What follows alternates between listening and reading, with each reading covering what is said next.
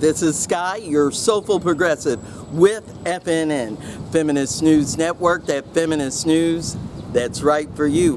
Welcome to Skye on location in Honolulu, Hawaii, giving you that soulful news you need every time from the Pacific, yes indeed. And what is it I want to talk to you about today? What is really going on? The sanctions. And what sanctions am I talking about? The Russian sanctions. And what is going on with those Russian sanctions? It seems like the U.S. sanctions on Russia aren't working. And what's the main source and reason why we can prove that these Russian sanctions are not working? Well, the lead has told us. And with those that are in the Pacific, that's in Honolulu, and you're wondering why nobody from Japan is coming over to greet you and do all the tourism that you are so used to, you need to take a listen. Now, pay attention to the lead, and then we're gonna follow up indeed. Yeah. Every once in a while, we ask the question, who is winning the war in Ukraine? And victory is measured in many ways, not just in terms of territory, but also the political goals that each side strikes. Tonight, we want to tell you about Russia's wins. Russia has one more buyer of oil, and that buyer is Japan. And this is a very, very significant turn, a big win for Russia, a big blow to the West, and vindication of sorts for India. Although it doesn't really help India, we'll tell you why in just a bit. But first, let's understand why this is such a big deal. You see, Japan is a close ally of the US. Japan joined the West in sanctioning Russia. And now the same Japan has decided to buy Russian oil. How can they do that? If Japan had sanctioned Russia, how can it buy Russian oil? Because it kept oil and gas out of the sanctions, just like Europe did. Japan stopped short of sanctioning Russian oil and gas, and now it wants to buy cheaper Russian oil.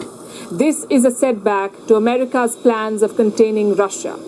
And to add insult to injury, Japan is buying Russian oil above the Western price cap. We'll tell you about it. This move demonstrates what the world has always known, that Western sanctions regime is hollow. Quick question. Why does Japan need Russian oil? Because it's cheap and it's available. It ensures Japan's energy security. Japan needs oil, but it does not produce any fossil fuel. 90% of what Japan consumes is imported, so energy imports are crucial for Tokyo, and you cannot depend on just one source. So Japan is turning to Russia for oil. It is pursuing an independent policy. Now here's the interesting part. Japan is part of the G7. The group of seven, the world's 7 largest economies. And this group, the G7, wanted to cap Russian oil prices. They wanted to set a limit to Russian oil prices. The G7, the European Union, and Australia were all part of this effort. They wanted to fix Russian oil prices at $60 a barrel, so that Russia is not able to sell oil at high prices. The idea was to limit its earnings from oil. $60 a barrel, that was it. But Japan did not join this effort. It sought an exemption, and it got one. With this, Japan was able to buy more Russian energy. Now look at the numbers. In the first 60 days of this year, Japan bought close to 750,000 barrels of Russian oil. How much did Tokyo pay for this? About $52 million. That comes to under $70 per barrel, but that's more than the Western price cap of $60 per barrel. And this is not a one-off case. Japan has no plans to stop buying Russian oil. But it has made some changes to its policy vis-a-vis Russia. Earlier, Russia enjoyed a special status. Russia was among the most favored nations for trade. Well, this is a tag that is given to countries that enjoy favorable trade terms. Most favored nation, that's what they're called. Russia had that status in Japan. But after the war in Ukraine, this tag was taken away. And last week, Japan decided to not restore it, at least for one more year. So tariffs on Russian goods will continue, but none of this will impact Russian energy supplies. They won't face any tariffs, the oil supplies. So much for isolating Russia. Europe has been doing the same. Since last year, it has imported goods worth $186 billion. These are among the top allies of Ukraine. So clearly, Western sanctions are not working. Did you hear that? Did you see that? I know you did. This ain't to be played with, people. They are doing real stuff. They are messing up. Why? Because they can get around it. Because China, India, everybody is giving up their dollars and trading within their own currency. And you cannot stop the oil from being needed, because the U.S. oil is crude oil, no good oil, dirty oil. Look at my other videos where I explain it. What you need to know and understand is that there is a major plan out there, man. And it is called continue with business as usual, because we need that good grade oil so we can have our energy at a cheaper rate than the barrels that the U.S. are gonna take. Yes, honey. This is what's going on. This is what's going down. The people on the left lens with Scott Ritter, they had already mentioned, and other people, that the oil is going to, Saudi OPEC is decreasing how much oil they're going to give. And they're not doing it so the prices can go up with Russia, because they're trading, they got theirs, they're a part of OPEC, they're going to lessen their oil too. This is only going to hurt and suffer USA, who is trying to drill everywhere, and all they coming up with is crude oil. So that means the good oil is still going to be reasonable to those that have already made their deals.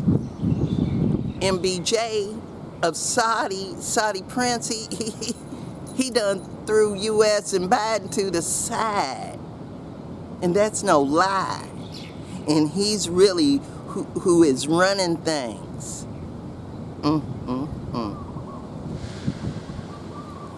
U.S. don't even know they're not running it anymore, which is sad and very, very sorry. And if you understand what I understand, which is sanctions aren't working in Russia, man. Embarrassing. Stop it. Stop using economic terrorism, because what will that do? Blow up in your face. While Hawaii is wondering why no Japanese tourism is growing in numbers like it should. Maybe the sentiment isn't there like you thought. And if you agree with me that the sanctions are bad indeed for any country, because look, sanctions in Venezuela, Cuba for decades, they tried to sanction a whole lot of people. Trump sanctioned China, tariffs. That ain't how to do it. So leave those comments below and let me know at FeministNewsN@gmail.com. Don't forget to like and subscribe to the YouTube channel and that Facebook page. And remember, I'm not that Soulful Progressive one, because we got the news crew. Yeah, news crew, let's do it to it. Yeah, and know that in this era of hate, you're going to have to participate. Why? So we can stop sanctioning and using economic terrorism against people we should be using diplomacy with. Hello? And if you care to give me a cup of coffee, that's Venmo at SkyeSoulfulProgressive. So, thanks for watching. Thanks for joining. Peace.